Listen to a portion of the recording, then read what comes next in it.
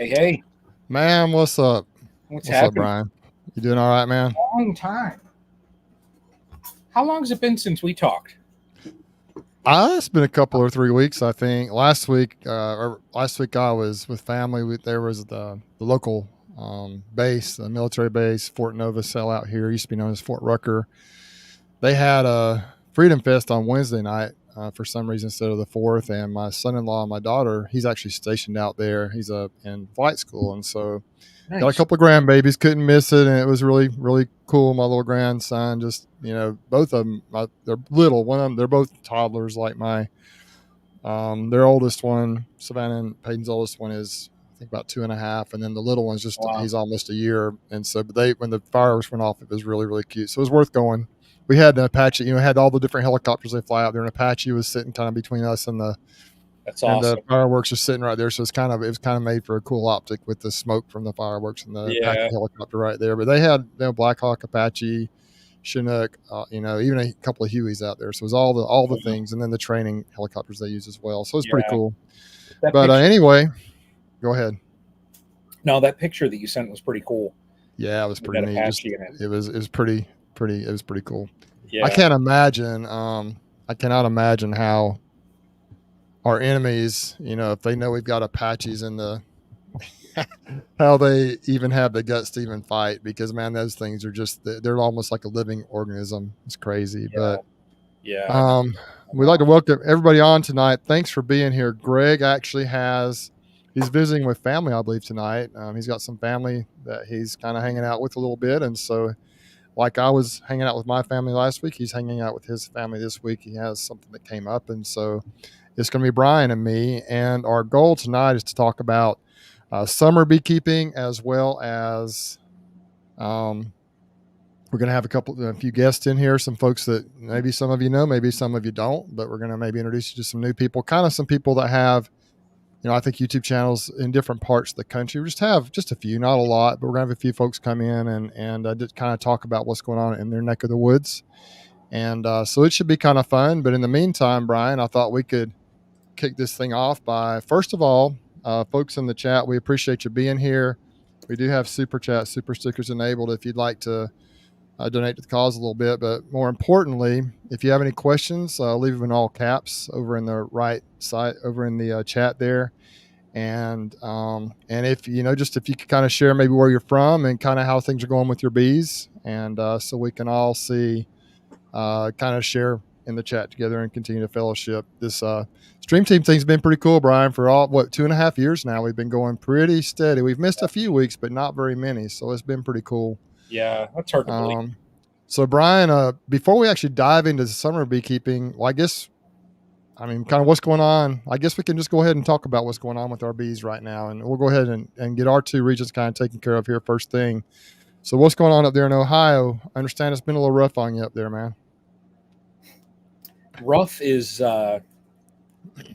since we're in a PG audience here. I'll keep it at rough. This season has been probably my most difficult season from when it started up until right now. Uh, Issues with queens, issues just weather affecting things. Honey harvest was absolutely lousy. It just has been literally one thing after another. Uh, the only good thing that has happened is, and this will be in my next video. I've got it about halfway edited, but I got busy with work and different things that I had to stop that. But I should have this out in a couple days. But the only good thing that has happened is when I did my mite washes the other day. Uh, 2 was my highest. So, and look at that, I'm throwing up balloons by doing the 2. That's hilarious. So that said, at least my mite counts are not astronomical. If my mite counts were astronomical, along with everything else that's happened, uh, I would probably just be hitting my head on a wall. Mhm. But from where I'm sitting at right now, I think the best move for me going forward and looking at the 2025 season is I went through and I scrubbed my uncapping tank, I scrubbed my extractor, and they are going to be packed up for the season. Yeah. I'm just going to get things healthy.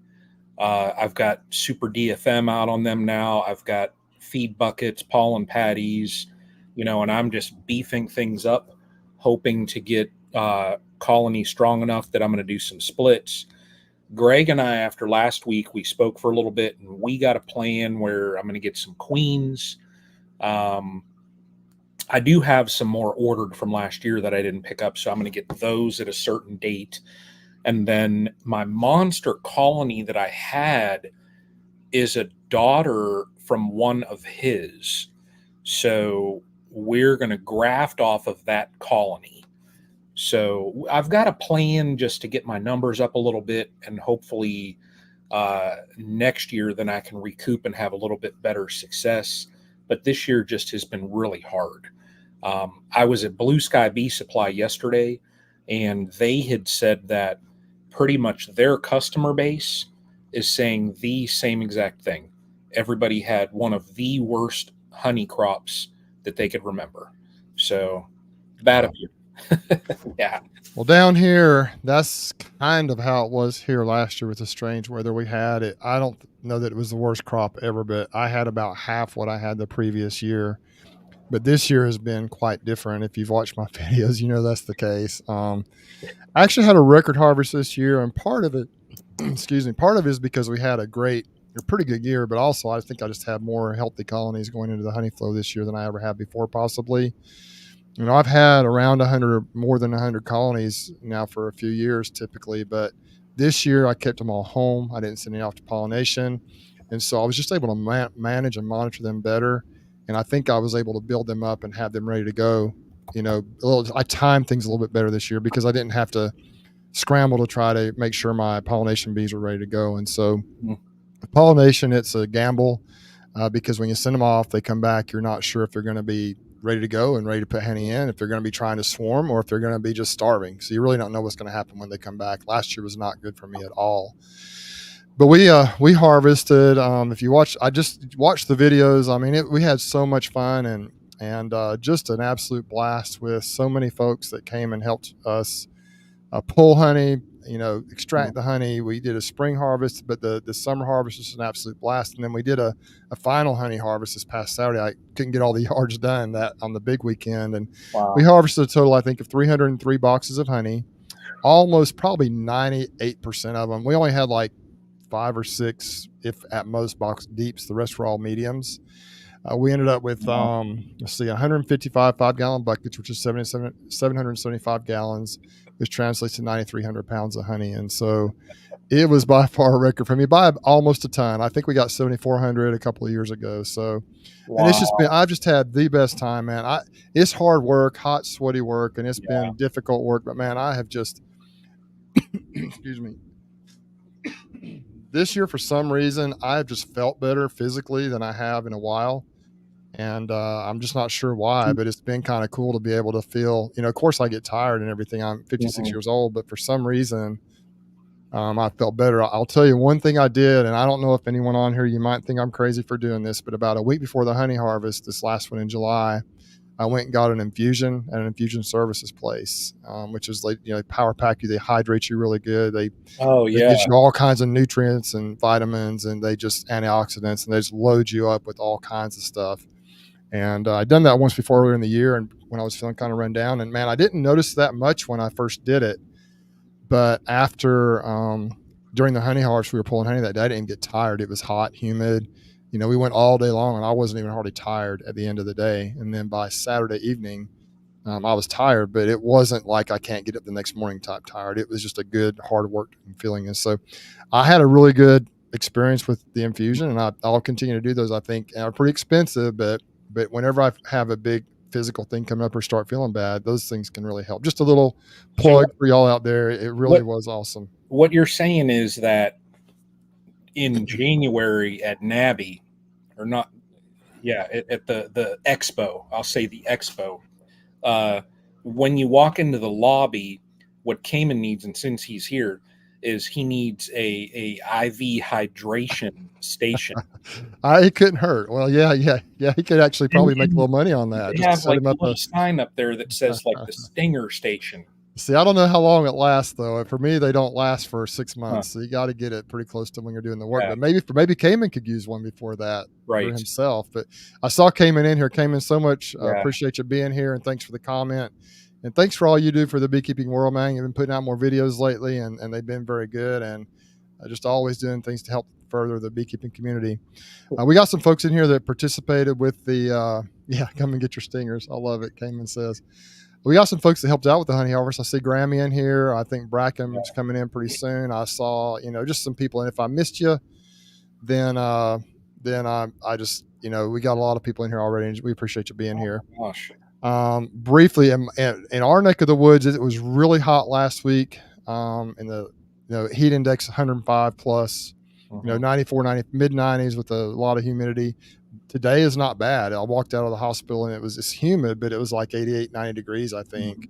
So it's cooled down a little bit. The week that we harvested honey, the big harvest when Bracken was here, we were low 90s. I think heat index was mid to upper 90s, but it wasn't. Wow. I mean, for him being from Utah, it was a little rough, but it really wasn't. It wasn't the worst. I mean, it was the next week, which was the next week was worse. So fortunately, we got it done on a weekend that was actually kind of tolerable, but still, it was really hot and kind of crazy. So. We've been in the 80s, like mid to upper 80s every day here in Northeast Ohio. Today, though, we had the remnants of that hurricane come through, and it scooted more north than what they had originally thought, but we still got wind, and we had a little storm a little bit ago, and it cooled off. It's actually 67 degrees right now, so it feels good. That's why I opened a couple windows up, because I thought, oh my gosh, that feels good. Okay. So, well, I think it's time. Maybe we can start bringing a couple of our guests on here. We'll start off with a guy that I'm sure many of you have found him or seen his videos. I can't remember. I think he actually reached out to me a few months back, and I was not aware of him, but I've watched his stuff. He does a really good job of explaining what he's doing. I think he has the heart and the mind of a teacher. And I think he's doing, well, we'll talk to him here in just a minute about why he's doing it. I think he's doing YouTube for the right reasons. I think he's doing it, of course, to try and grow a channel. I'm not sure if he's doing it to grow as a business or not, but he's just doing it. I think he's doing a great job, and it is a great service to beekeepers. This fellow lives down in Jacksonville, Florida. His name is Chuck Cook, and we're going to add him right here to the stage. And this is Chuck from Chuck's Honeybees. Chuck, welcome aboard tonight from Jacksonville, Florida. I know that's where your channel is, anywhere where you're based. And tell us a little bit about what the name of your channel is and what you're all about. And then talk to us a little bit about how your bees are doing right now in Jacksonville, Florida. Well, great. Well, like I start all of my videos, hey, everybody, it's Chuck. I just want to say hi. And first of all, thanks for the invite, Bruce and Brian. And sorry, Greg's not here tonight, but I love watching your stream. I don't always watch it live, but it's always waiting there in my queue whenever I sit down with my laptop or my TV and just want to watch some great beekeeping. Yeah, so a little bit about me. I'm a sideliner. Probably you could say backyard beekeeper. I'm right at about 25 to 35 hives. So the number's not sideliner, but when I say a sideliner, meaning this is not my business. This is a hobby. This is fun, but it, as many of our spouses or significant others might say, a hobby that pays for itself is sure a good hobby to have for the rest of your life, right? A little bit of money income from honey and propolis and wax or bees or queens or nukes or whatever it is you happen to create, I think makes it fun because it's a little bit self-propagating and always digging into the bottom of your wallet like many other hobbies we might have do. A little bit of background on me. I'm an engineer, technically trained. I'm an Airbus captain at an airline in the United States. So when I'm actually not at home, I'm out flying around. Matter of fact, tomorrow I'll be flying from Boston down to San Juan, and I'll be doing that for about 3 days. So I don't always get to be home. And I only mention that because I want you to know out there that you don't have to be home every day to be a beekeeper, right? You need a few days straight. You need a little bit of time, and you need to dedicate that time you have to beekeeping, or at least knowing where your bees are. A lot of new beginner beekeepers ask me, how much time do I need? And I always like to start that conversation with beekeeping is a little bit more like farming than gardening. You got to take care of some creatures and some animals, and you need to learn a lot about how to take care of them. So you do need to give them some time. It's not set it and forget it like you do a flower in the flower garden, perhaps, and just let it bloom and watch it grow all season. You need to pay attention to them. I think that's good advice. I am a master beekeeper in the state of Florida. That's the academic side. I know a lot of people like the academic beekeeping side or non-academic beekeeping side. I think most people out there doing this for a living know way more than anyone with an education in beekeeping, and I think that's an important thing to say. The guys out there doing this for a living, just like in any business, are the ones that know how to get it done. Those that go the academic route to learn a little bit more about the science, perhaps are contributing a little bit more to research, providing some information, perhaps to, there you go, perhaps I'm adding some information or resources or bees to the other students and up and coming folks. Matter of fact, I'm participating in a year-long study right now with the University of Florida Master Beekeeper Program for a graduate student who sent out some solicitations to all the beekeepers in the Master Beekeeper Program and said, hey, would you be willing to send me a sampling from 3 hives of your bees every single month for 12 months so they can do a study on it? They asked me not to tell you what the study was about, but think about, measuring, counts inside of bees in various environments and how we feed them to see whether or not the environment matters on them. So hopefully at the end of this year in 2024, that study will come out and we'll learn a little bit more. The approach I take on my videos, and I think everyone says this isn't new, is hyper-localization. There's nobody providing content in Zone 9B in Jacksonville, Florida. So I just said, well, hey, you know what? I've got a couple other YouTube channels. Most of my other YouTube is not about beekeeping. It's a little bit more technically oriented on some other hobbies I have. But I was like, hey, I'm going to extend this into beekeeping because I think there's a lot of things I have to say, and I don't mind talking in front of a camera, as you can probably already tell. I haven't even taken a breath here. So I think it's kind of fun to teach and to learn and to talk together as you're learning. I make mistakes in my videos, and I love to say, oh my gosh, did you see that mistake I just made? And let the others know. Yeah, even people making videos can make mistakes too, and they don't have to go and delete them out to make it a good content. I think living it like you do it is the best way to produce it. I do think that reach matters. I do think the localization matters. I think sharing information matters. Putting out information and growing and sharing resources is what my channel is about, and give a little bit of hyper local. So the seasonality, what flowers are blooming, what pollen's coming in, when their flow starts and when it doesn't. And the other people that know me, I'm a technical beekeeper, meaning I like gadgets, I like data. I already mentioned I'm an engineer. I've got some broodminder scales. I got broodminder temperature sensors. I'm playing with the broodminder radar and the vibration sensor. I've got an observation hive that I video and monitor year round. And I get into all of the chemicals with acrylic acid vapor, acrylic acid extended release, thymol syrups to keep mold out of your syrups and things like that. So I'm a amateur chemist in my garden, and I like to mess around with the different recipes that have been written in books for years that many of us have forgotten, and many of them are thymol based, right? With the things that have been mixed up and we just don't do anymore. Randy Oliver kind of was a little bit of an inspiration for me, where I was like, hey, wait a minute, this guy's out there kind of doing some good work, and he's using the scientific method to write down what he does and have a control set so we can actually manage and understand what the differences are. And I give him a little bit of shout out. I think he does a good job maintaining a scientific procedure in how he approaches the problems in the bee yard. Anyway, so that's me. Questions for me, or you want me to talk a little bit more about what I do? My YouTube channel is at Chuck's Honeybees. Did you see the video last week that we did with Randy Oliver? I wasn't on here actually, but Brian and Greg were. They did a live chat last week here on the stream team with Randy Oliver. I'm not sure if you had a chance. It hadn't come up to my queue yet. I've been away from home for a little bit, so I haven't seen that yet. But wow, I look forward to that. That was on your channel, wasn't it, Brian?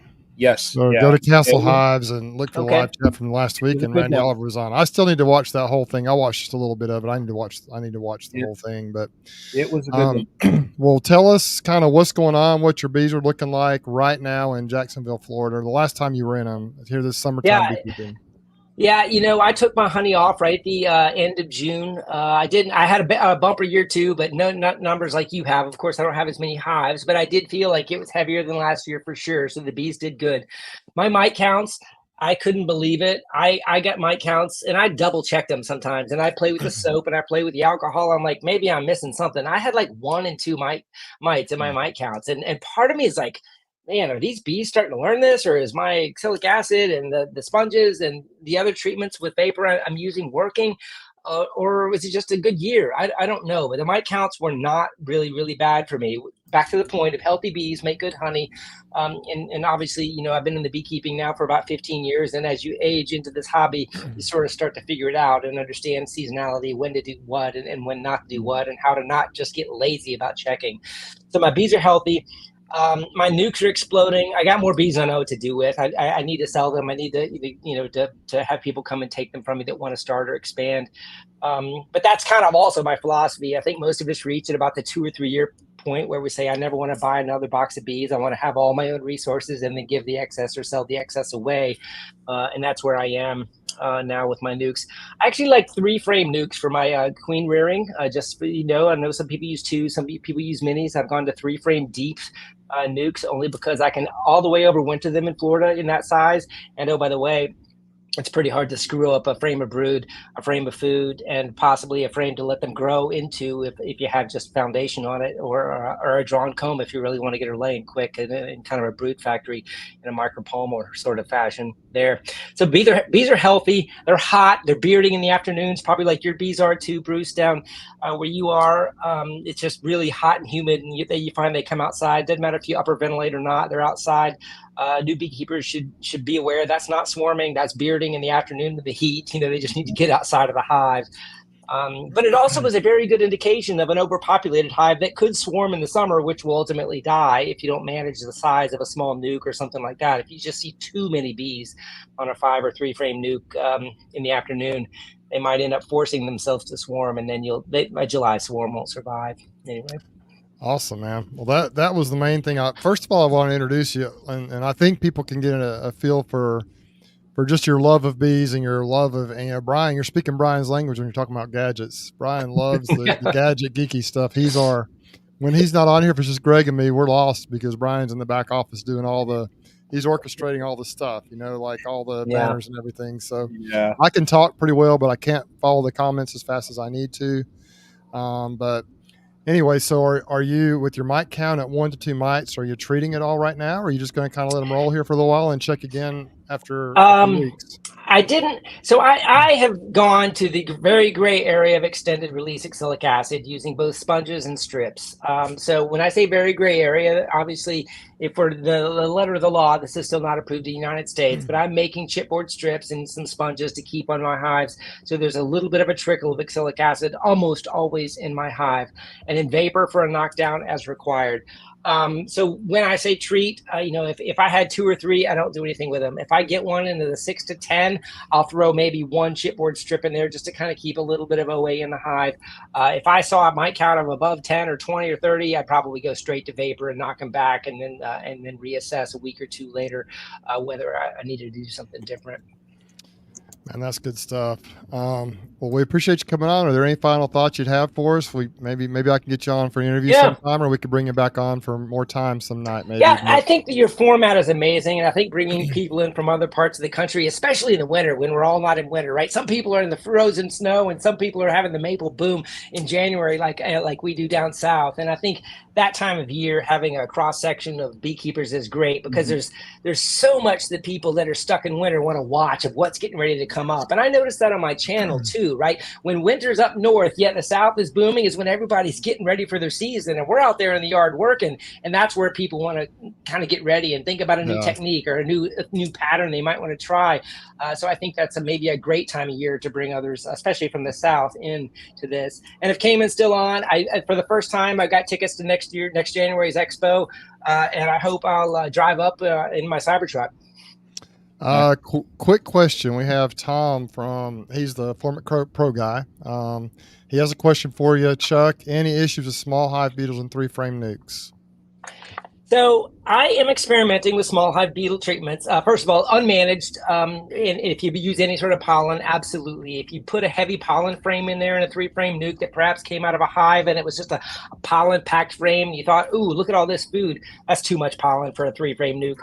So I have my small hive beetles under control. I do mechanical trapping with some varied tricks I've got of getting them to go in there. I don't use any of the stuff with the labels that, you know, are supposed to be for ants and roaches or stuff like that. So don't let your mind go there about how I'm doing it. But I'm trying to get them into a trap. I'm trying to get them stuck down in there, and I'm not talking a whole lot about it because I'm actually thinking about using it for my master craftsman experiment for the state of Florida next year as we work towards that. So into the Formate Pro, I've tried it.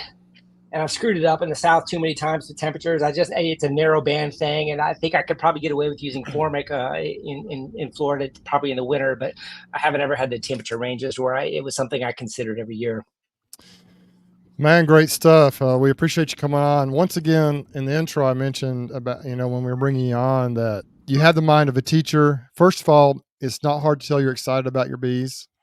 You're excited. You love the bees. You're smiling just thinking about it right there. I see you smiling. And so these are the type of people that I think all of us love to watch. And the second thing that I've noticed is that with that desire to teach and to share, you really break things down in an understandable way. And I've enjoyed watching some of your videos and seeing how you do that and explain what you're doing. A lot of your videos, if I'm not mistaken, Chuck, are designed for basically educational purposes to help people figure out how to graft, how to make a split, how to raise queens, how to just do the different things. And you really are spot on what you're doing. And of course, a lot of the principles we all use in our videos apply everywhere, but a lot of them are very regional based as well. And that you've actually put the zone that you're in your titles and in your channel. And so it's really, if there's anyone, a lot of what Chuck does is it works everywhere in the world, but the timing of when you do it just has to be different. But then if you really want to hone in and zero in on what's going on right there in that Jacksonville, Florida area, right there in the heart of Florida, just watch what he's doing, because whatever he's doing is going to probably be what you need to do as well. So Chuck, we appreciate you coming on, and I'd encourage everyone to go check out the channel if they like what they see. That's why I tell Chuck, if you like what you see, go ahead and subscribe. I don't want anyone to just subscribe to my channel just to subscribe. I like people to actually subscribe because they like what they're seeing, and hopefully they'll come back and keep watching more. Maybe share it with other people. And so it's been fun having you on here, and good luck to you with your bees and with everything else you're trying to do, man. Appreciate you guys. I love what you guys are doing. Thank you so much for the invitation and spreading the love. And everybody have a great night. Appreciate it. You take care. Thanks, Chuck. That was fun. There we go. Yeah. I put the link to his channel is right there in chat. So if anybody is wondering how to locate his channel, it's right there. So, and if you hear the pup going crazy in the background, yes, this is the time of the night where every night he decides to go crazy. So I'm sending a reminder text to our next guest, because we have our following guest in the back office already, but our next guest should be on here in just a minute. Let me make sure speaking of the devil, there he is. So that was great. I really enjoy watching Chuck's channel. I would encourage people to check it out. Like I was talking to him about, he does a great job of just, it is specific to that area, but it's not just for that area. I mean, I've learned some things from him. I just really enjoy watching the things that he's doing. I try to watch everybody's videos, but I can't watch them all the time. But I have seen a fair number of his videos. He does such a tremendous job. And so we've talked about Ohio, where you're at, Brian. We've talked about Alabama, where I'm at. We've talked about Jacksonville, Florida area. And kind of working west from here, I'd like to go over to Louisiana. And I know a lot of people know this guy. He does a great job as well. He loves his bees and he knows what he's doing. And but he may be, I think most people know him, but if you don't, we're going to introduce to you now. This is Mr. Joseph Rawls from Louisiana. And listen, Joey is just like the chillest, coolest Louisiana dude you've ever met right here. He just is awesome. And so met him at the conferences. We've talked a fair amount, and I've watched some of his videos, and he's just doing a good job. And once again, I think, Joey, you have a love of the bees, and I think you enjoy sharing it with others. And so take a moment here, Joey, and just kind of share who you are. Tell us what your channel is, and just share a few thoughts with us, and then tell us how your bees are doing down there in Louisiana. Okay. First, I just think I found me another channel to watch. Yeah, Chuck is great. Seen this, so yeah, I will tune in. But I'll have to play catch up because I'm way behind on watching a lot of channels. And when you were introducing me, I thought you were talking about me, and then when you said he knows what he's doing, I was looking around. I said, "There's somebody else in here somewhere." Kind of messed up. You got some bees that are alive in hives still, so I think Yeah. you're doing a good job, man. Yeah. For those that don't know me, my name is Joseph Rawls. I have a YouTube channel, and that's the name of the channel. I've been keeping bees. Let's just say I've been fascinated with bees most of my life. When I was a kid, beekeeping was something a little different. Every uncle I had and my grandpas, they had them on the farm, but they just put the hives out there and they didn't look at them. They didn't do anything to them until it was time to rob for honey. But later on, I got a little more fascinated to it. And about 2015, I think I finally bit the bullet and got in it. And I hadn't looked back.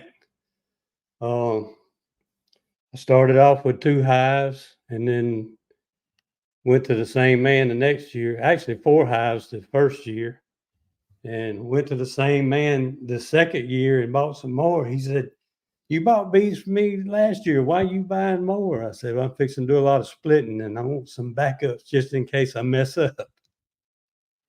But anyway, a little bit about me and what I did for a living. I was a construction electrician for about 15 years out of high school.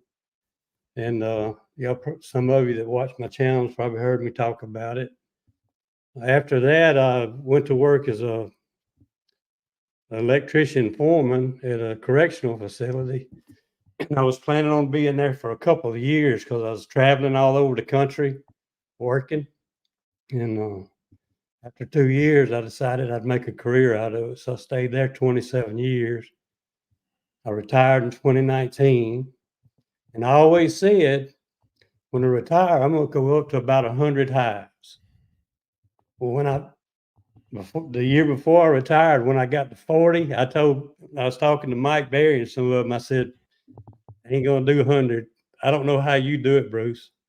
I said, "I ain't gonna do 100, but I stay around 40-ish, and I've been trying to get back to 20. One day maybe I'll make it." But that's about it in a nutshell. Now, this year, as far as the way this year's going, it started off real great. I mean, it looked like everything was going to be fine, and it was. Can't complain about the honey harvest. But all of a sudden, we had so much nectar coming in. I've never had to deal with swarming this any other year the way I had to deal with it this year. I think every split I made swarmed or tried to swarm. And I had to just keep pulling frames, and pulling frames. And I think I finally caught up with them, except a few of them. But I actually had 2 or 3 dead outs because of just swarming themselves to death. Mm-hmm. But I managed to keep up with it after I caught up. I actually had to just skip a whole yard and go to another one. I said I'd come back and get these because they already ahead of me. But anyway, so far we've had a pretty decent honey harvest. And in case y'all don't know how I pull honey, I start in June and just go through each colony that has the 3rd box on it. Anything capped and ready, I pull by frames. And I'll take frames home, spin them out, and try to put them back in that same day if I can. I mark them, put them back in the same hive. And a couple of weeks later, I come back through those same boxes and pull more honey. Well, I did every one of them like that this year twice. And when it was time to go again, I went on vacation. So that put me a little bit behind, but I wouldn't miss that vacation for nothing. Sure. But when I was ready for our tallow, and we usually always have a good tallow, with exception like last year with that freeze. And I was getting ready for it. The tassels, I did a little short video on it. The tassels were up like this, and the day before we went on vacation, they were like this. Well, they always say when they fall like this, that's when they get nectar out of them. Well, 2 days after I went on vacation, it rained down here for, I guess, 3 or 4 days. So we didn't, if I got a little bit of tallow, but I didn't get but 2 or 3 days worth of it. And then that season was over. Wow. But all those boxes that I've pulled honey from now, we just started like last week or so, going through just pulling anything with third boxes, pulling them off and bringing them home. And I still got, I think, like 21, 22, something like that. Oh, I got 23 left to pull the third boxes off. Some of those have 4 boxes on them. So, yeah. Joseph, how far are you from Mike Berry? Are you kind of in a similar area? I believe you are, aren't you? Don't you guys kind of? He's actually southwest of me. Okay. About a 40-minute ride. If you drive a fast 55, you get there in about 40 minutes. Okay. We, I think honestly, I think you guys over there are very similar with your seasons to me over here.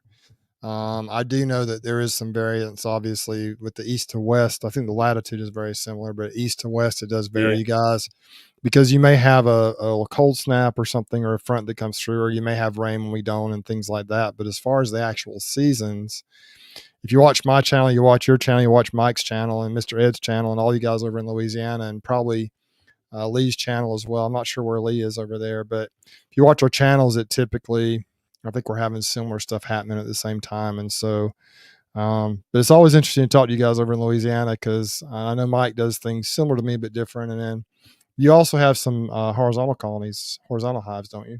I do. I have 5 right now. Which do you prefer as far as working them and as far as actually management of bees? Which do you prefer? I like them both. I think one day I'm going to have all horizontal, but I'll still need the regular Langstras for like working them, doing splits or pulling honey and stuff like that. But the way I make a lot of my nukes right now and to sell, it's just easier to have the regular Langstras. Sure. That's kind of where I'm at. I've got one horizontal hive, and the bees live in there. They do well, but I just don't really understand. I'm just not used to it. So I check in on them. I make sure they're alive, and then I kind of see what's going on. And then I don't do, I try to manage them, but as far as like increasing space, it's just different, and the way my horizontal was designed, the entrance is in the middle. And so the bees kind of come in the middle and they work out this way. And I've only had, this is my second year, so I'm still trying to kind of figure out. I know a lot of people start with have the entrance up on one end or the other. And so the bees can work their way back and forwards. I'm not sure. I just think it just depends on the style that you choose to do. And, but anyway, it's been a fun experiment, but I just don't know how I could do it to scale, to be able to really scale it, because then even when you pull the frames out, you have to have boxes to put the frames in to carry them to the honey house. And it's just not feasible to have a lot of them with what I'm trying to do, with the volume I'm trying to do. So, but who knows, as I get older, if I still want to keep bees and I can't physically pick up the Langstroth boxes, I may move to more of those, or I may just scale everything way back. I'll have to someday, obviously, but I just have so much fun with it now, man. I just, you ask how I do it. My work shift is 4 10-hour days. That's what I do typically. And then I have Fridays and Saturdays where I'm in the bees almost every Friday and Saturday, especially during the busy time of the season. And I try to stay out of them on Sundays if I can. That doesn't always work out, but I usually do. And then I may work a Friday and a Saturday, 7:30 a.m. till dark. In the summertime, that's a long day, but it's just very satisfying to me, and I love it. And so anyway, that's kind of, you've kind of already described your summer to us, kind of what's going on. As far as the bees right now, July 10th, whatever day it is, how are they looking? The most recent hives you've been in, are they looking pretty good? They all Are they looking looking pretty strong? good. Are they backing off a little? What are they doing? They most of them's pretty strong. This heat's got them hanging out on the front a lot, but normally I've already got all my boxes pulled by July 4th, and if I had done that, I'd probably have a pile of bees hanging out on front of these boxes right now. Yeah. What I did this year, I had that study where Auburn came down and they took some samples of my bees, and I realized, if you saw the follow up to that I had quite a mite load. I did also, from the study, I also learned that they were resistant. The mites are resistant to the apivar, the amitraz, and so we went ahead in June when my buddy Bracken was down here from Utah, and we had just an awesome crew that helped out that day. If you saw that video, but we went ahead and installed apivar that day. So we went ahead and got mite treatments in, just condensed them down, and like you say, that I haven't really been by and looked at them since then. I've been so busy trying to finish everything up. We did another small harvest this past weekend, but I say small by my standards compared to the other two that we had. But anyway, so hopefully that'll knock the mites down. I had one hive that had 52 mites, one that was in the 40s, I believe, and then one or two in the 30s, and then most of them were in the teens, 20s. One was fewer below 10, but the interesting thing was looking at the mite loads that we had. The hive that had 52 mites in the wash, which I've never had one that high in my life before, I was freaking out. But they did the little study they did with the apivar resistance to mites. They were not resistant at all. It killed all 52 mites in the test, and so that just helped me. I believe that putting that apivar in there is going to really help. I know a lot of people across the country say apivar no longer works, amitraz no longer works. I do believe that's true in some cases, especially if you've been in an area where the beekeepers around have been using nothing but amitraz products for years. Obviously the mites can develop a resistance. But my particular bees apparently don't have that issue, and that's not the only thing I use. And so I do mix them up a bit. So I think it's probably helped, but anyway, what everybody's always saying, don't use the same thing all the time. That's right. So I think we're at a point in the time of the year down here in the South, and I know it just works its way up north further and further as the year goes on, but down here is time to, in my opinion, get the honey off and just get your bees taken care of. Treat, feed, manage that space. Just make sure there are enough bees covering the frames that the beetles can't get the upper hand. Make sure you're taking care of your mites. Just do everything you can, because this time of the year, and it's probably the same way over there for me, is the hardest time on the bees of the entire year. For me right now is when I lose most of my colonies, or at least set them up for failure. July, August, early September is the toughest time of the year for me. I lose a lot of colonies typically this time of the year, but then I see residual effects of it even later in the year if I don't keep them strong throughout the summer. Have you experienced a similar thing over there, Joseph? I've always tried to, like I said, have my honey supers pulled by July 4th, because I really don't like going in my hives in this hot summer, because the majority of the hive beetles, when you open one up, a lot of people panic when they see all them hive beetles, but that's where they lock most of them up. Yeah, they cage them up there. Take that lid off, you just turn them all loose. That's true. That's a good point. Once I get everything pulled here, I probably won't go back in a hive until maybe September-ish, mid-September. Yeah, October.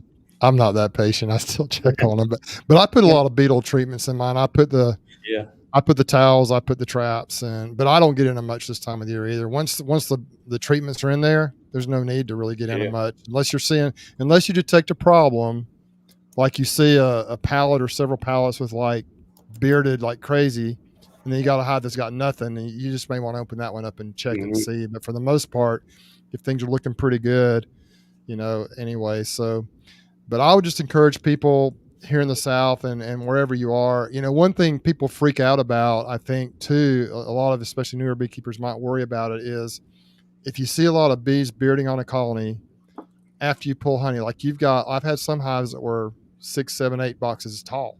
You'd bring them down to a deep and a medium or double deep or even a single, and that whole box is going to be covered with bees.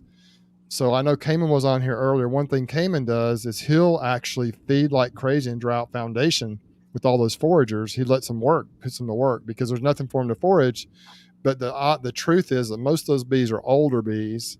They're going to start dying off. And so within a month or two, you're not going to have that bearding like you do right after you pull honey. So you don't need to add the space back on necessarily. If you're in an area like here where there's a dearth happening right now, the bees are going to die off. The population is going to go down. When you open some of those colonies up, you may see just a couple of frames of brood because they're starting to breed back already. You see 60,000 bees, you think, oh my gosh, they're going to swarm. But when you look at the brood situation, you realize pretty quick lots of times that, hey, they're starting to breed back, and these foragers are going to go ahead and through attrition, the population is going to go down, and they'll become much more smaller, manageable. And then hopefully, if with some sort of fall flow, they'll build back up a little bit. Well, man, I should, one night we'll need to invite you on, keep you on here a little bit longer, but do you have any final thoughts for us? Anything? Tell us once again the name of your channel and where they can find you. It's Joseph Rawls. Just do a search for my name right there, Joseph Rawls, and it'll come up on YouTube. Rawls, R-A-W-L-S. Okay, man. But what I do want to say, you reminded me of it, just like reading frames. When the way I do it, like this time of year, when we're pulling boxes, you kind of read the top of that. When you open that box up, of course, you're smoking them a little bit, but when you open that lid up, read that box right then. If it is, especially if after you've already puffed a little smoke and it's still full of bees right there, you may want to think about what you're doing when you go to take a whole box off of there. I use mostly all deep boxes. Still have a few mediums, but if it's crowded in there already, and you take that box off, you're going to crowd them more. So a lot of times what I'll do, if I got a medium on top of that third box, if it's not real crowded and the next one is, I may leave that medium on there for a few more days, just to kind of let it work down. Yeah, that's true. And I spent a little time with Lynn, my Hives for Heroes mentee, yesterday, and we had a similar situation. She had a hive that is really strong, one of her colonies that she got from a friend here not far from here, and was in a triple deep and a medium. Now the honey flows over basically down there where she's at, but I was like, well, the bottom box didn't have any brood in it. The middle box had some brood in it, mostly honey, maybe 2-3 frames of brood. And the top box had a little bit of brood in the bottom of the frames and then honey above that. So my thought was, let's just kind of leave it alone, or we're going to take the medium box off for sure. It was packed with bees. So what we ended up doing was taking the bottom box, which didn't have much going on. We dropped the middle two boxes down, put the bottom box on the top, and then we're going to watch that population. If it goes down, then we'll take that. So it'll just be in a double deep through the winter. But initially I'm like, just take them all off. And then I thought about it. I'm like, well, let's just, if they want to grow a little bit, if there happens to be a little flow or something, they can work up into there. So it's all just, in every area, that's one thing that's important too. That's one reason I want to talk to folks from different parts of the country, because what Chuck's doing over in Jacksonville, what I'm doing in Alabama, kind of like what you're doing in Louisiana, and then what someone's doing in Utah, which is where our next guests are from, might be a little bit different management because of the food stores needed for winter, management practices and techniques. And, Brian's doing things different there in Ohio as well. So it's just so different everywhere. The bee basics are the same, but management style and skills can vary depending on where you're at and what your goals are. And add to that a little bit, Bruce, that's where your long hive comes in. As better. It don't matter if I'm pulling 5 frames, 10 frames, or 15 frames of honey out of that long hive. When I leave, they still got 30 frames to walk around on. Yeah. It's always the same until winter gets here, and then you put that following board. I was going to wear this hat. Oh, yeah. Tonight, and I sat right here. And Roll Tide. Yeah, that's been a couple of years. We were just getting the stream team thing kicked off. That may have been the first giveaway I ever did on this channel. I'm not sure, but I just happen to have a hat here, and I think somebody said give the hat away. So I'm like, well, okay, let's do it. And we were still in the old-fashioned way, spinning the wheel and everything then. But that's crazy.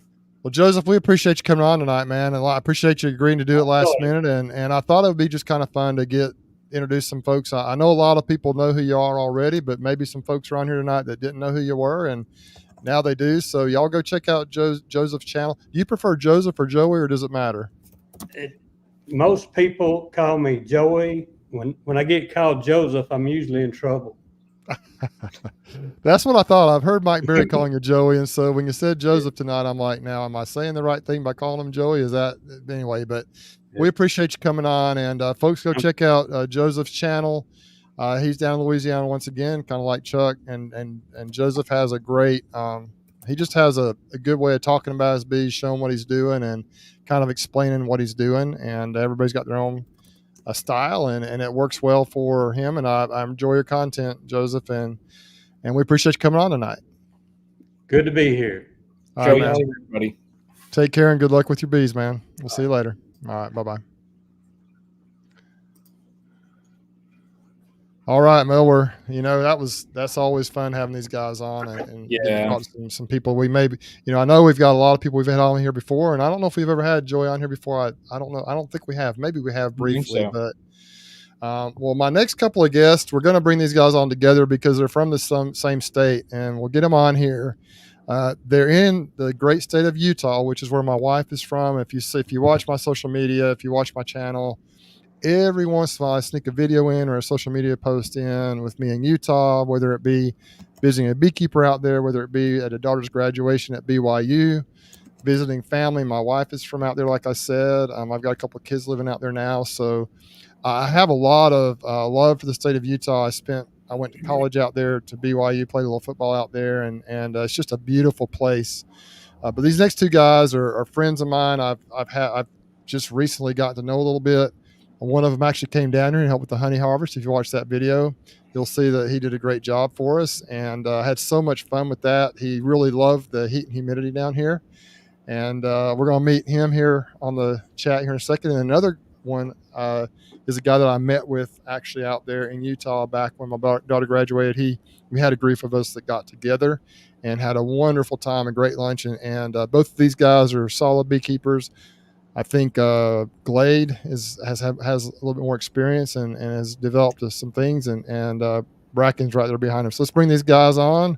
We'll start off with Glade right here, and here's Bracken. Hello, everyone. These guys are both from out in Utah, and one reason I wanted to bring both of you guys on is because, first of all, you guys both have beekeeping channels, completely different styles, but both valuable. I think Glade, you've been doing it a little bit longer than Bracken. Bracken, you're learning things. I guess we're all learning things, and just different styles, but valuable information. And also, you're in Utah, so you're at different elevations. Even in the same state, you've got different things happening. So, guys, welcome aboard. Glad to have you tonight. Thank you. Yeah, thanks. I can Hope hear you both can of hear you. me. Okay, good. We hear both of you. That's great. Bracken's been a little nervous about it. We got him on here, so. Glade, why don't we start off with you since you've been doing it the longest? Tell us a little bit about your channel, the name of your channel, and kind of what some of your principles with beekeeping are, and let's go from there. Well, I'm Glade Sessions. My channel's Utah Bee Man. I started my YouTube channel just because nobody else out here seemed to be doing anything on YouTube, so I thought, well, I'll just throw up whatever I'm doing. I've been keeping bees since 2015. Started with 2 hives, and I think like most beekeepers, I lost both hives that winter. But I was already hooked to the point where there was no turning back for me. And that following spring, I didn't just replace my 2 hives. I went to 20 hives. And managed to keep all 20 alive for the next 2 years. And it took me a little while to kind of figure out what was going on and what I needed to do. There wasn't anybody out here in the area that was really teaching any kind of beekeeping classes. And so I struggled at first trying to figure out what I needed to do. And just like everybody else, all beekeeping's local, and my area is a little different than even up and down the Wasatch Front. Bracken's up kind of on the north end of that Wasatch Front, Salt Lake Valley, Ogden, Provo area. But out here, I'm in Roosevelt, Utah. I'm about 150 miles east of Salt Lake City. The Colorado border is about 60 miles east of here. And we're about 5,100 feet in elevation, so not quite a mile high. But our winters are cold. We may spend weeks on end and never get above freezing. And we may spend a week completely below zero. And then in the summer, like today, we were 97. We're supposed to be 101 tomorrow. But even in the summer, we were 52 degrees this morning at my house. And so we'll have a 50-degree swing in temperature. And that's really kind of tough on bees to get them to go from 50 degrees. I think we were 49 a couple of nights ago. So we're hot in the day, but we will cool off at night, which is nice. But it's really hard on bees to go from those really hot temperatures right back down to where they're going to cluster at night. And here we are in the middle of July. Yeah. So I've been watching your channel a little bit. You've had issues with kind of some cool weather later, some rain, you just had the wild weather this year. And it seemed like a few weeks back you were worried about not having any honey. And then they just turned it on and they kind of exploded on you, didn't they? Oh, they did. It was crazy. For me out here, April was really nice, and the bees were bringing in nectar. It was looking really good. I was starting to stack boxes early, and then May hit, and everything just completely shut off. It was cold, it was windy, it was nasty, and the bees just did nothing in May. And end of May, I thought, oh man, I'm not going to get a drop of honey out of these hives. And lo and behold, from about June 1st to about June 12th, all of a sudden they started packing it in, and I was stacking boxes again. It was crazy. And we've slowed down now with all this heat. We're still making a little bit of honey, but not like we were a couple of weeks ago. But yeah, it just seems so harsh for me. And Bracken and I were talking a little bit about this as well when he was here. I think it's just, and you and I have discussed it too. We spent that day down in Lehi, Utah. We probably spent, 3 hours maybe talking. About 3 hours. We were there. We met at like 11:30 or something at Cafe Rio out there, and man, we just kept going and going. And I think the people at the restaurant were wondering if we were ever going to leave. So it was awesome, and it was a great time. But I think that, beekeeping can be harsh. The temperature variations, everything can be absolutely crazy anywhere you live. But just, up there on the eastern bank, up there in the high elevation of Utah, way out there, literally in the middle of nowhere, you guys it's a desert. It's just, man, when you see, blizzards and things like that, that wind gets whipping. And us people here back east and in the south, it's just a completely different world. We have our own set of issues, but I'm always intrigued with people that keep bees alive in that type of environment. And our big challenge around here is the area. If you look on a topographical map, we really sit in a big basin, and that's why they call it the Uinta Basin out here. And we'll get during the winter, we'll get inversions out here that are just horrible and fog in, and we may go a week without ever seeing the sun just because it fogs in so thick and so hard. Whereas the Wasatch Front, Salt Lake City and up and down that mountain range, they don't usually get that for they might get a day of foggy weather, but they don't really get that. And their bees out there get some cleansing flights, and my bees sometimes don't get a cleansing flight from end of November clear till March. Yeah. When you think of harsh environments, I think that honestly, Utah kind of qualifies wherever you are. It's a beautiful place in the valleys. It's somewhat green. I don't know about where Bracken was sending me some pictures of how dry it is in certain areas where he's at right now, but it's I think I could generally beat him. it's just generally a desert out there. I mean, Utah is a desert type. Most of the state is more desert than anything else, and so it's a whole different way of doing things. You know, you got irrigation and things like that down in the valleys and things. You got irrigation to be able to provide. Bracken does some farming. We'll talk to him in just a minute, but it's just in a different, like down here, it's completely different. So that's one reason I wanted to bring you guys on. Bracken, and how are things going? Tell us a little about yourself and give us a couple minutes of an intro. I think you were introduced a little bit in my video, and some folks have tuned into your channel, but tell us a little bit about what's going on out there in Utah. Tell us about yourself, a little bit about your bees. My name's Bracken, and I've been doing bees. I got started in bees back with my father back in probably 2000. I mean, this is ballpark in here. 2014, 15. We bought a couple colonies. We thought we got to have bees on the farm. You know, we gave it a try had them for 3 years or so, and we got a little bit of honey off of them, but we were just like everybody else here in the story. We didn't know what we were doing. We didn't know that we thought they were bugs you stuck in a box, and went and visited them in the spring or in the fall and got your honey.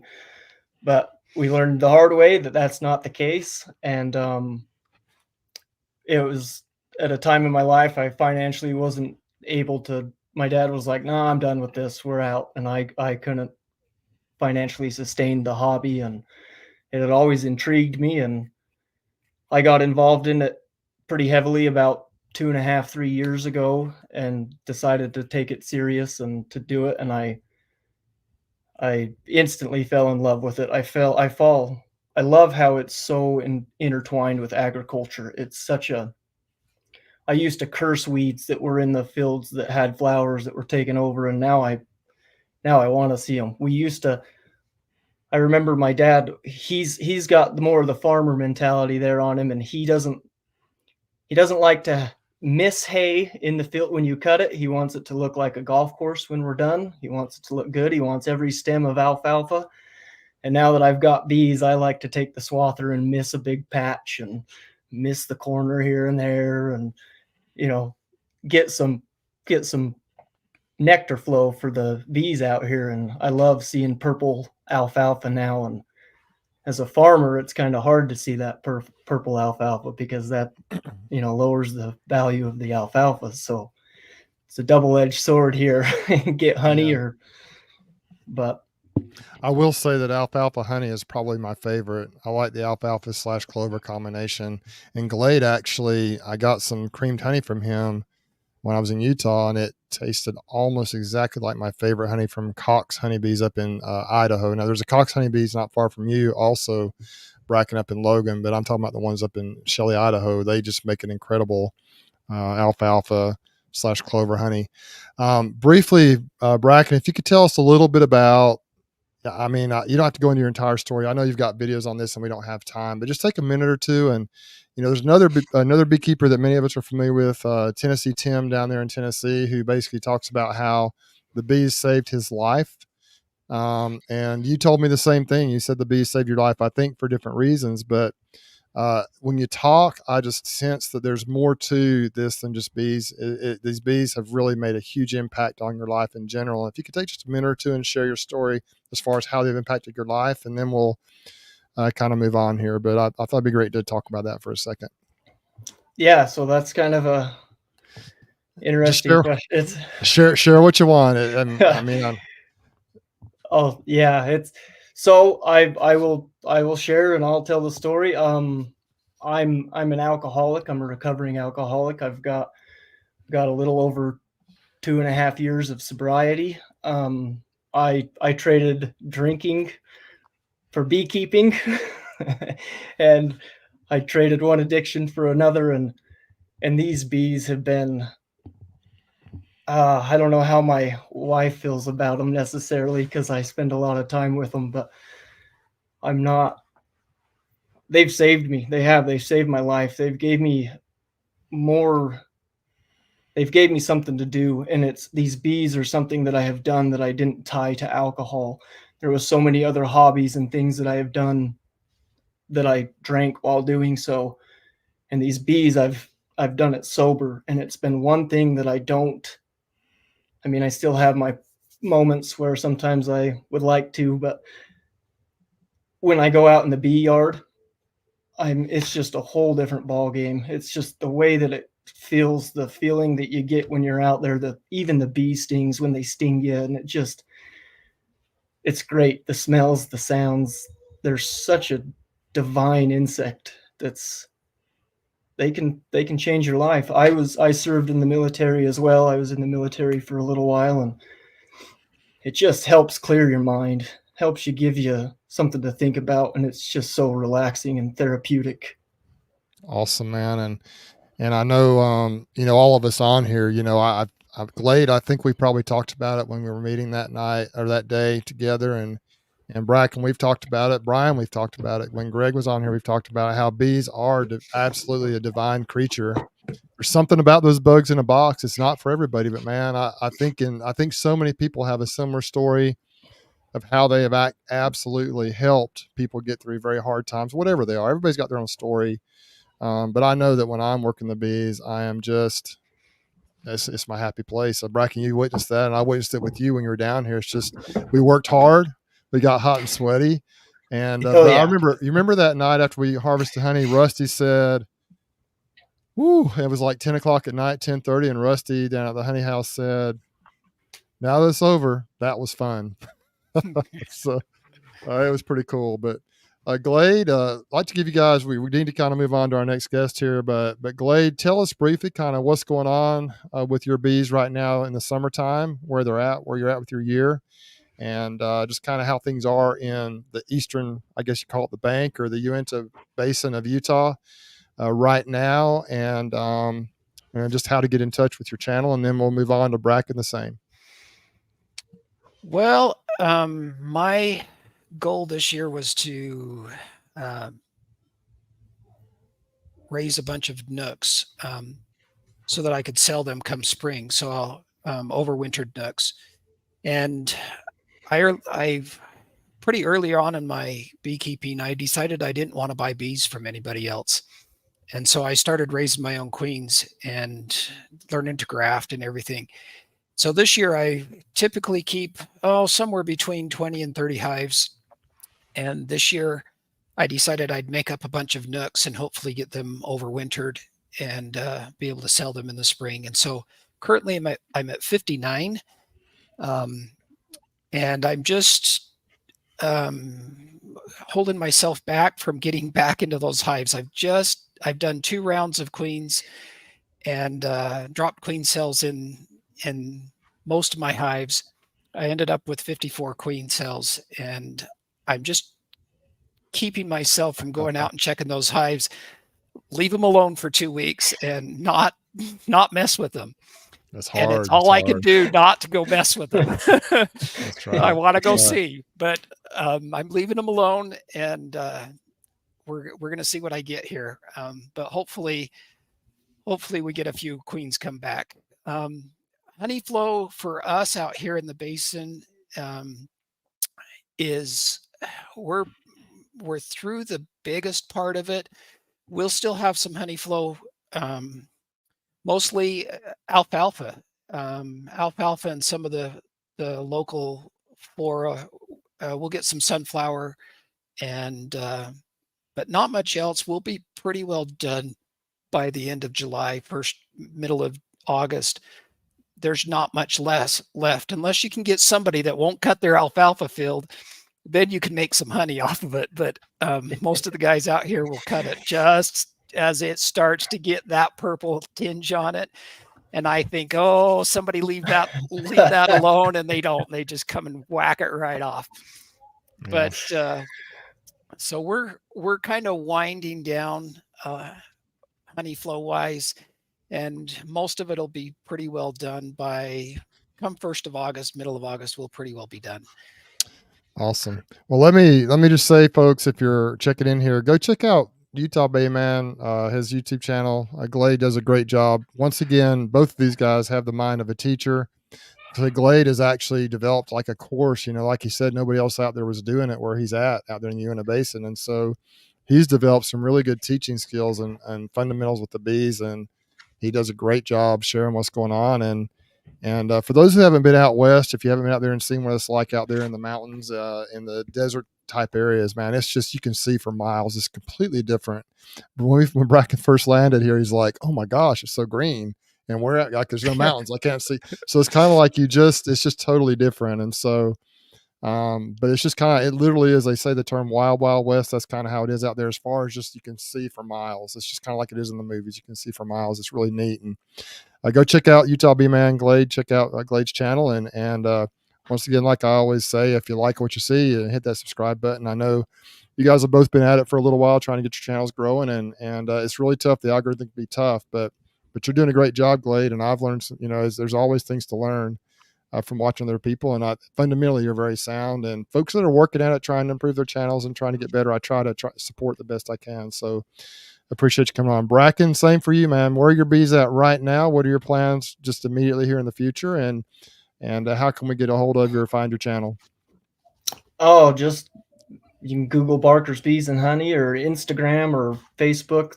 I got it all over. And then YouTube. I don't know if somebody will put up a link here, but my bees are just kind of in that gathering some honey mode. We got some alfalfa fields that we're trying to drag our feet a little bit on cutting. There's actually one just north of me, the neighbors.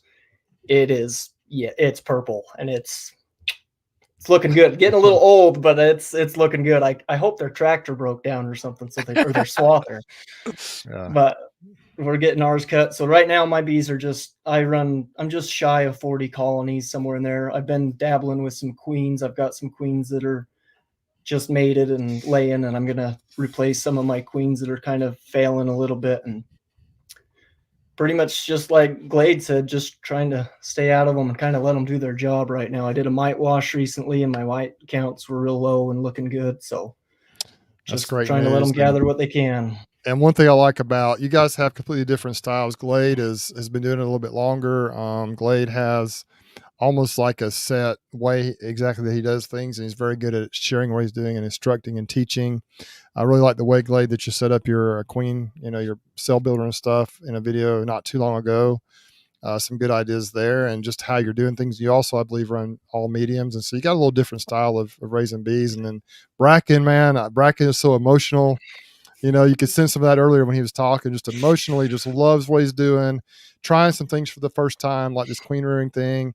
And Bracken lays it all out there, man. If he makes a mistake, he shares it. And it's just like, it's raw stuff, man. It's just straight from the heart. And you can sense the emotion and the just the desire that you have to be successful and learning from your mistakes and just moving forward. And so, Bracken also has about 100 acres he farms out there, plus he has a full-time job, and so he's busy as well. And I know both of these guys are, we all are. But Bracken, we don't have time to really talk about your adventure down here. Maybe we'll have to do that another time. But I appreciate you coming down and helping. Yeah, let's do it. Bracken, it was without him, it would have been tough to get the job done down here a couple of weeks ago. So we appreciate you coming in, and we had a blast. And I'd love to see you guys collaborate one day, maybe get together, and we'd love to see you guys on a video together. That'd be awesome. I think you'd really enjoy that. I'll have to get up with Glade. We've chatted back and forth, but we've actually never met in person. Yeah, this is the first time we met here. Yeah, you're actually quite a ways apart. It's probably a 2 or 3 hour drive, or a little bit longer. So it would be quite the drive. At least a 3 hour drive. Yeah. Yeah, depending on traffic. Utah is just so big. It's just such a big, wide open, expansive space. It's hard to understand how big it is. Not big as Texas, but it's pretty big. So anyway, we're going to go ahead and we appreciate you guys coming on tonight and sharing some time with us. And it's been valuable stuff. And we appreciate your service, Bracken, Glade. Did you serve in the military? I'm not sure if you did or not. No, but we do appreciate all who have served and the sacrifice that they've given us. And we are, these bees have touched us all in one way or another, and we definitely appreciate you guys for coming on tonight. So thanks for having us. Thanks for having us. Y'all take care, and good luck with you and your bees. And you guys keep doing what you're doing. Your channel's going to keep growing. It's frustrating, but just keep working at it. It'll happen for you. All right. Thanks, Bruce. Thanks, Brian. Thanks, Bruce. Glade. Thanks, Brian. All right. Bye-bye. Well, that was fun. And So, Brian, why don't you introduce our next guest? Oh my. Well, I don't know if our next guest is actually a beekeeper anymore, because the only thing I ever see are these pictures of, he's kind of like Brian Lee. You know, I see pictures of Alaska, these Caribbean things, snorkeling, diving, all this kind of stuff. So our next guest truly is not a beekeeper. We're just having him in just to kind of, he's like the caboose. He's just finishing everything off, letting us know that when you're successful in life, you too could live like Larry does. So let's bring in Larry. Thank you, Brian. Thanks, Bruce. Thanks for having me on tonight. Absolutely. You're sitting right out there. I am. I'm in my backyard right now. I've got my hives Nice. behind me. And Yep. it looks like they're are they bearding on there? Yeah, so it's Yeah. 105 degrees outside right now. I'm What? sitting in the shade. We've had a heck of a nectar flow up until this week. I think this week dried everything up. We are officially starting our dearth right now. Oh my gosh. But it is we've had a heck of a go so far. My buddy and I, he's got about 20 hives, 6 nukes running, and I'm at 26 hives now. And we've pulled about 900 pounds of honey so far. Nothing like you guys, but for a small amount of bees, not doing too bad. So it's been a good year. I can't complain at all. The heat's a little bit much for me, but we don't have the humidity like you have down in Alabama there, Bruce. So No, that's for sure. Yeah. You were out in Spokane, Washington area? No, where are you? Yeah, just south of Spokane. Yes, sir.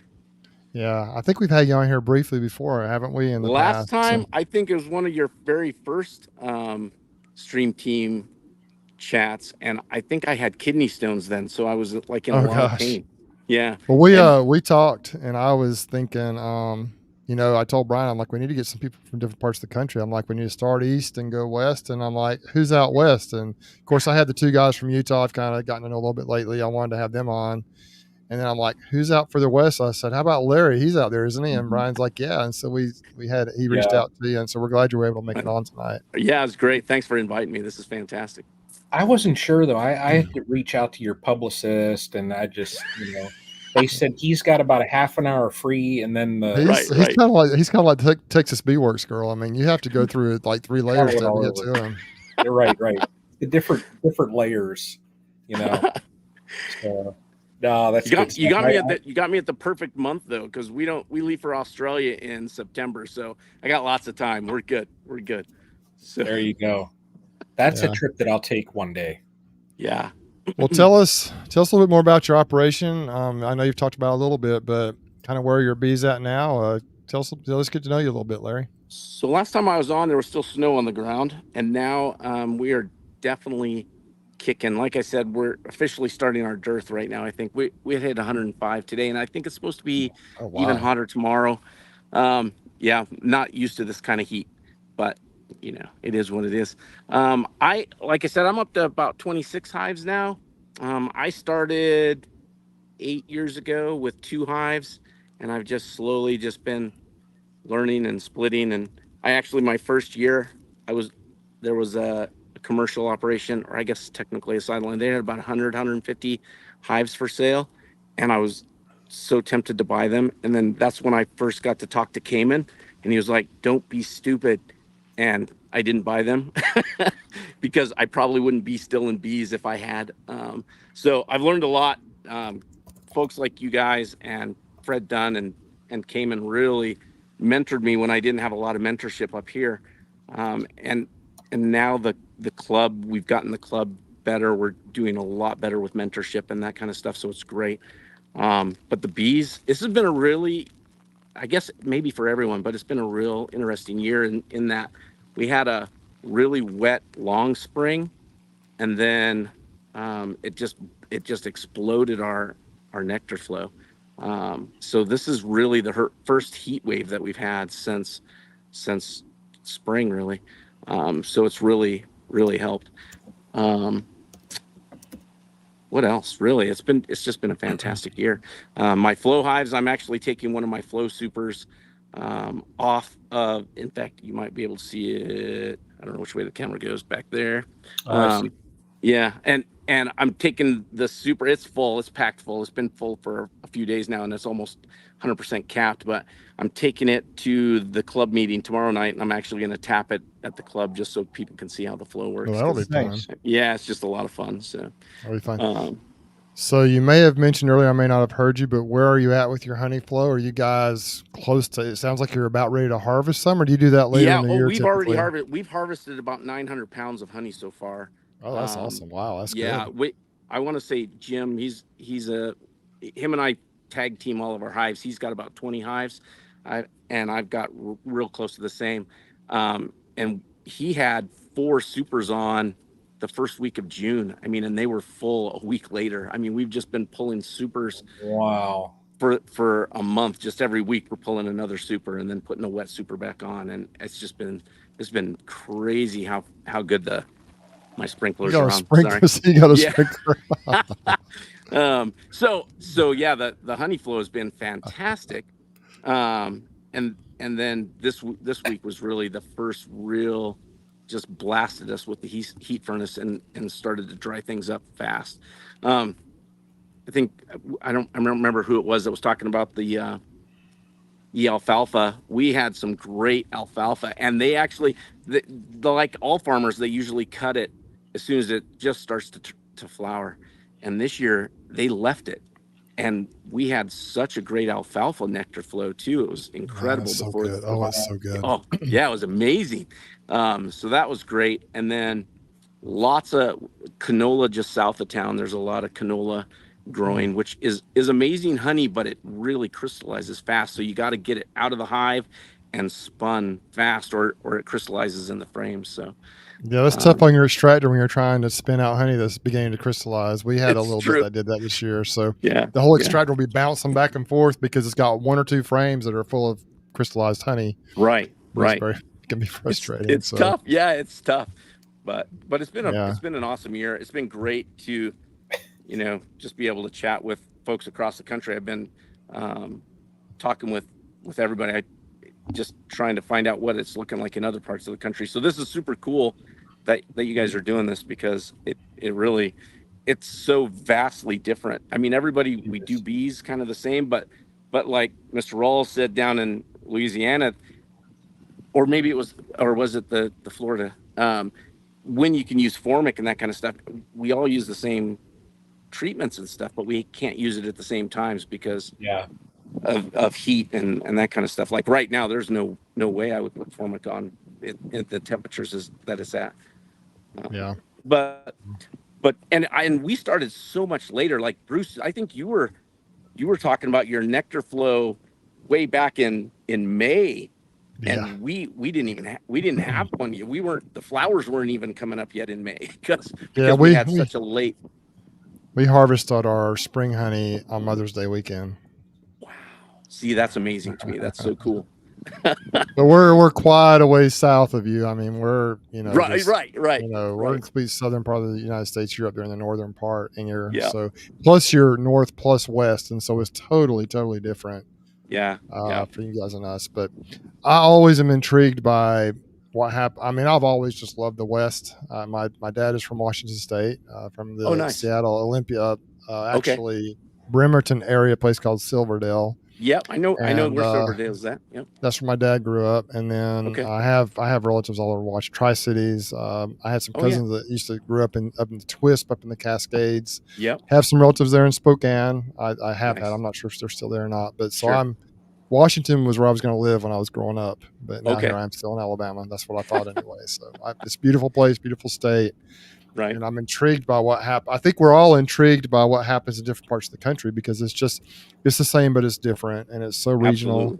Absolutely. Yeah. And Chuck that was on earlier, as you mentioned, from down in Florida, he's got his channel. It has, I think, Zone 9B or whatever is on his title of his channel because he's doing like, this is my area. This is what happened in here. What's happening here. So it's pretty interesting stuff. But, so cool. So what's the future with your bees this year? What's your future with your channel? Kind of where are you headed? And tell us a little bit about that. What your thoughts are, what your goals are. My channel is Larry Lee's Bees, and I kind of started out, and I think I still do. I love the phrase, and you'll know who it's from. This is not a how-to channel. This is a how I do channel. Yeah. I love Mike. And Mike's and awesome. and yeah, and that's kind of how I feel. I study and I learn, and I'm always reading something new, and then if it's something really cool that I haven't seen before, I'm like, well, let's try that. Let's see what that does. And so for me, it's kind of more of a blog, I guess, kind of like Ian. Ian says that his channel is just his personal diary about keeping bees. And he's got way more subscribers though, but for me, that's really what it's about is just keeping track. It's really easy. Like if I forget to write something on my hive, I can go back to a video and be like, oh, that's right. Okay, that's what I did. And then I can put it in write it down so I know what my bees are doing. I'm really comfortable with the amount of bees I have right now. I'm right about 20 to 26 hives. And I really at one point thought I was going to go to 50. I thought 50 was the magic number. And so, but I think with a one person operation, and I say one person, Jim and I actually, he has 20 hives. So between the two of us, our 40 some hives, we tag team, and it makes the work so much easier, having somebody to help. And so it makes it a lot more fun too.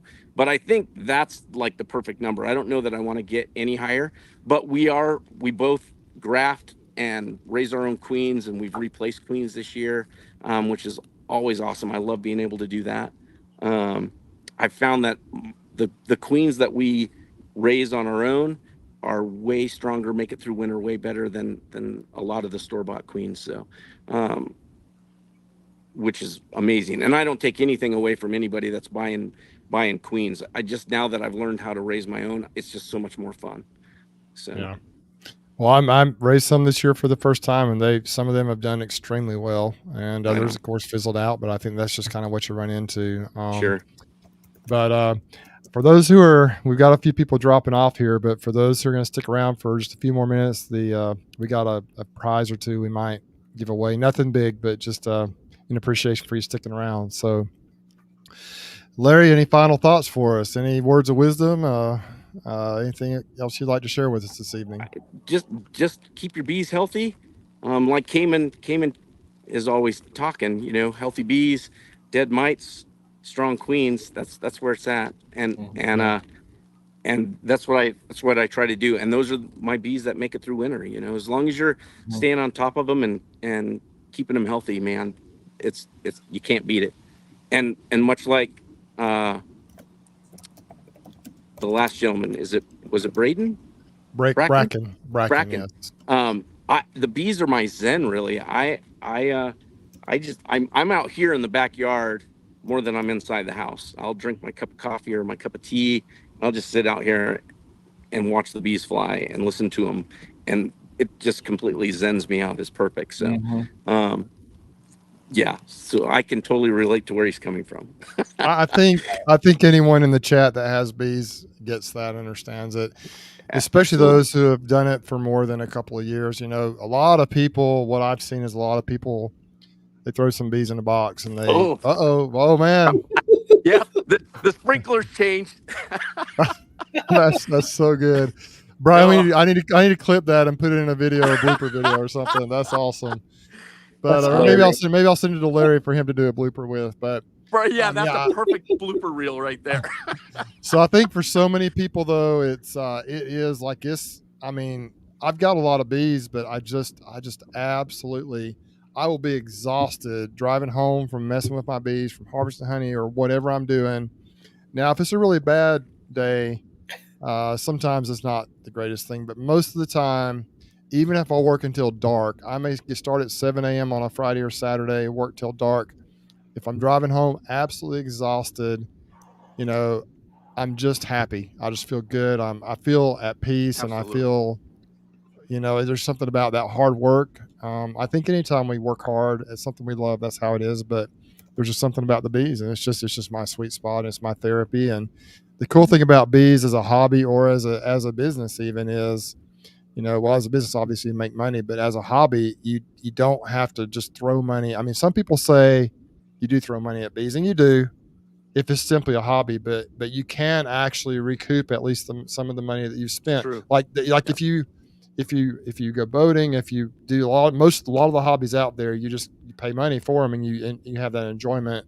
With bees, they do give back. If you take care of them, Absolutely. you do get a benefit from it besides just the mental part of it. And so we're going to go ahead and we appreciate you coming on. We've kind of Thanks come for up having to me the on, fellas. end of the chat tonight, and we appreciate you being on here. Right on. So anyway, good luck to you and your bees, Larry. And thanks a lot, Bruce. Thanks, Brian. Larry, I'll see you, buddy. Yeah, have a great night. Keep the pictures of your trips coming because I enjoy them, man. Definitely. Yeah, we'll see you later. Take care. Brian, I know we went a little longer than we anticipated. That seems to happen, and we appreciate all of our guests for coming on tonight. But I did want to, because I said we were going to do it, and I have a prize here I'd like to give away. For those who have heard, there is a product that's been out for a year or two now. It's called Simple Comb. Last year I tried it, had not very good success with it at all. Really didn't have any success with it at all, but it was a bad year honey-wise, and I just didn't do it right, and it didn't work for me. This year I was determined to try it again and have success, and I really identified a couple of colonies to put it on. I ended up having success on the second colony I put it on. I kind of pivoted, and I have a package of Simple Comb from my bees that I would like to give away tonight, and it turned out it's pretty. I ended up with 34 that I would call sellable, you might say. So I still got a little bit of work to do to get better at it, but even if you do the Simple Comb, you can go to simplecomb.com, I think it is, spelled as it is here on the screen, SIMPLKOMB. Put the code Bruce10 in, you'll get a 10% discount to give it a try. It's probably a little bit late in the year for many people because it needs to be put on a hive at the beginning of a strong flow. And there's a lot of things just a little tricky to get them to draw it out. But man, it turns out really beautiful. And if you want to taste some really incredible, this is some of the best honey I've tasted. I don't care that much for comb honey, really. It's okay, but I've been eating toast with this stuff on there, hot toast, butter. Just put this across, and it is so good. So I'm going to give this package, they call it, of Simple Comb away, and I've got a video coming out on my Simple Comb endeavors here soon. I think I'm going to make that my next video if I can get it edited. And it's start to finish. It's everything I did, pretty much every step I took to finally get them to draw some of these Simple Combs out, and you'll see the results of pretty much every frame of Simple Comb we had in the hive. So you'll see from the outside to the inside which ones look good and kind of the ones that weren't acceptable, kind of what the issue was with that. And so anyway, I also appreciate, and Brian, before we do this drawing, while people are putting that in, let's just quickly recognize the super chats tonight. Brian, appreciate you sharing a super chat tonight. Redfish, appreciate you as well for coming in here. I'll be like Carol J. McCarthy Logston. Quick hello from Beekeepers. We are at REO Speedwagon concert. We'll have to watch later. Wow, that sounds like a lot of fun. Brian Bennett, appreciate you, man. $10. We appreciate you. And of course, Glade. Thanks, man. Thanks for coming on tonight, and thanks for the super chat as well. A super sticker, I guess. We appreciate you guys coming in. There were some questions, but we are out of time, and so we'll have to just hold those for next time, and we'll try and address those. Hopefully, Greg will be on here next time, but the video the next week it's scheduled for Greg's channel, and so we'll see how that works out. We'll be give you notifications on that. But how many we got on here, Brian? I can't even see it. What do we have? 49. Okay, put it in there, hashtag SimpleComb, and we'll spin here in a minute. And what I need you to do is I need you to send me an email to bruce@brucesbees.com. That's the channel. That's the email I use for YouTube. And bruce@brucesbees.com is pretty simple. And I need your name, your address, and just reach out to me, and we'll get it in the mail to you within the next day or two. How we got now? Let's just spin it, man. 52 people. So you got a pretty good chance of winning it tonight. How many are you doing? 2? I've got something else I'll give away too. It's not a. You know what? Let me do another Simple Comb. That's a good idea. Let me just do another Simple Comb. All right, CD Cook 77. CD Cook 77. Email me, bruce@brucesbees.com, and I will get that out to you here as soon as I can get it to you. So CD Cook. And let's go ahead and spin for another one, Brian. Let's do 2 of them.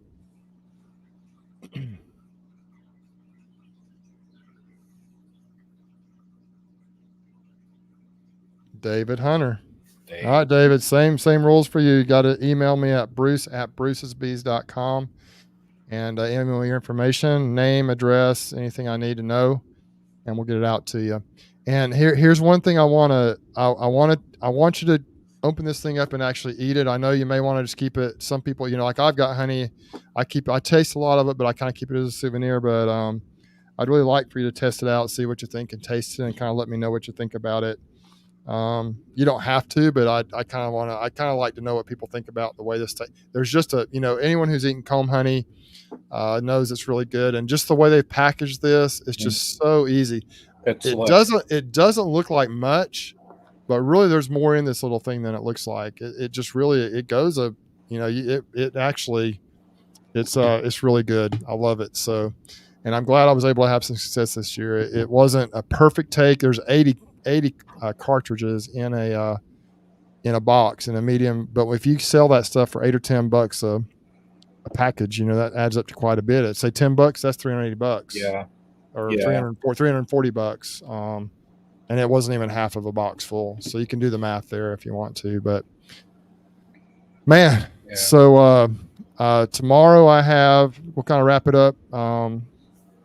Brian, why don't you just tell us what you got coming up here in the next few days, and then we'll get off.